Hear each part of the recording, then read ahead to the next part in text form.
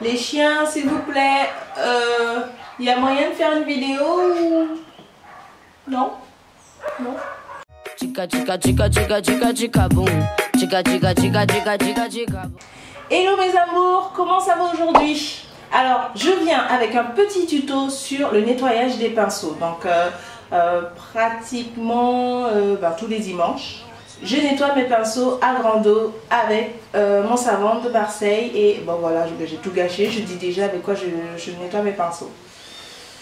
En fait, le savon de Marseille va vraiment pas décaper le pinceau, mais c'est-à-dire qu'il va enlever tout l'excès de sébum qu'il y a dans le pinceau, tout le sébum qu'il y a dans le produit, toutes les matières grasses en fait qui va rester dans les poils. En plus, c'est pas cher.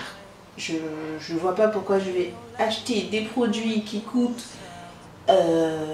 ultra cher alors que le savon de Marseille, on peut le trouver partout et pas cher et il nous dure une éternité. Donc le savon de Marseille n'abîme absolument pas les pinceaux, contrairement à ce qu'on dit. Bon, ça fait je sais pas combien de temps j'utilise le savon de Marseille pour laver mes pinceaux. Je n'ai eu aucun dégât jusqu'à maintenant concernant mes poils de pinceau, que ce soit des poils synthétiques ou naturels, le savon de Marseille. Voilà. Après, si vous avez d'autres idées, n'hésitez pas à me le dire en commentaire si vous avez d'autres idées pour nettoyer les pinceaux, des produits qui n'agressent pas les pinceaux et pas cher. Voilà. Moi, je suis preneuse. Donc, je vais vous montrer comment je nettoie mes pinceaux. On va commencer d'abord par, vous dire avec quoi je nettoie mes pinceaux. Donc, de l'eau et du savon de Marseille. Le savon de Marseille qu'on peut trouver partout, en grande surface, chez l'épicier du coin, partout, à grande eau. Et je pense que je vais vous mettre la petite image à côté pour que vous voyez exactement les mouvements que je fais et quel matériel j'utilise. En ce qui concerne les matériaux, donc j'utilise des tapis de nettoyage pour pinceau. Donc ce sont des tapis en silicone, je crois bien en silicone, qu'on peut trouver sur les sites Amazon, sur eBay, à pas moins de 5 euros. Pas moins de 5 euros. Et je trouve ça hyper pratique. On le pose directement sur le lavabo et ça adhère directement grâce aux ventouses qui sont au dos du tapis. Donc sur le tapis, nous avons plusieurs crans. Donc une partie pour les pinceaux à visage, les gros pinceaux à long poil, et une partie pour les pinceaux pour les yeux. Au lieu du tapis, l'œuf pour nettoyer le pinceau. Donc ça c'est hyper pratique, et si on n'a pas beaucoup de pinceaux et que des petits pinceaux, je trouve ça hyper pratique. Donc pour les pinceaux à boules, les pinceaux estampeurs, les pinceaux pour les yeux, vraiment pas pour les pinceaux pour le visage, parce que c'est assez petit en fait et assez précis.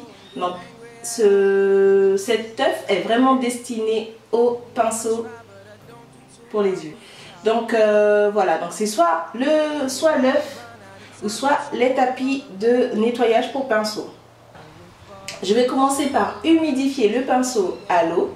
Vous passez une première fois sur le savon, donc pour prendre un peu de savon, un peu de matière, et vous commencez à faire des mouvements circulaires sur le tapis de nettoyage de pinceau, donc sur les parties rugeuses du tapis, des mouvements circulaires jusqu'à ce que la mousse devienne absolument blanche. Il ne faut pas qu'il y ait des résidus de fond de teint, de fard. Donc vous faites des mouvements circulaires, vous rincez le pinceau, vous gardez le pinceau en position verticale pour éviter que l'eau en fait rentre dans cette partie en métal, et surtout il ne faut pas que ça rentre dans la partie en bois parce que vous risquez de perdre votre pinceau. Donc pour sécher, vous posez sur la serviette.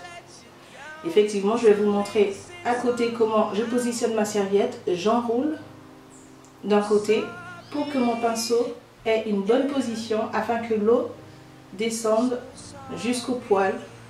Si vous laissez votre pinceau à plat, l'eau restera à ce niveau. Donc l'eau va stagner dans la partie en métal et peut rentrer dans le manche de votre pinceau.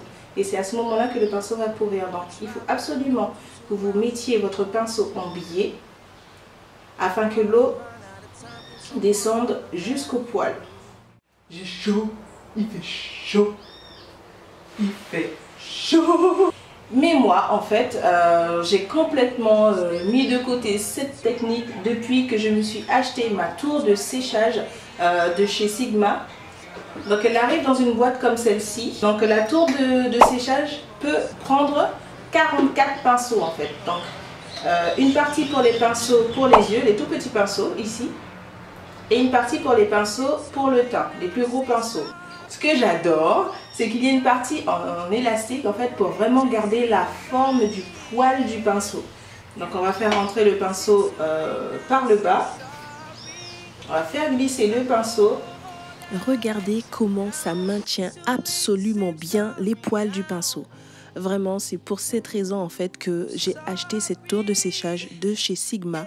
Ça maintient absolument bien les poils du pinceau, ça maintient le pinceau de façon verticale et ça aide justement à sécher le pinceau plus rapidement. Donc voilà mes amours, voici ma façon à moi de nettoyer mes pinceaux. Bien évidemment, je le fais le dimanche et pas tous les jours. Attention à ne pas abîmer vos pinceaux. En tout cas, si ce petit tuto vous a plu, n'hésitez pas à mettre un petit like, ça me fera hyper plaisir. N'hésitez pas à me suivre sur Snapchat et Instagram. Je vous fais d'énormes bisous et si vous voulez vous abonner, cliquez sur ma grosse tête. Gros bisous mes amours.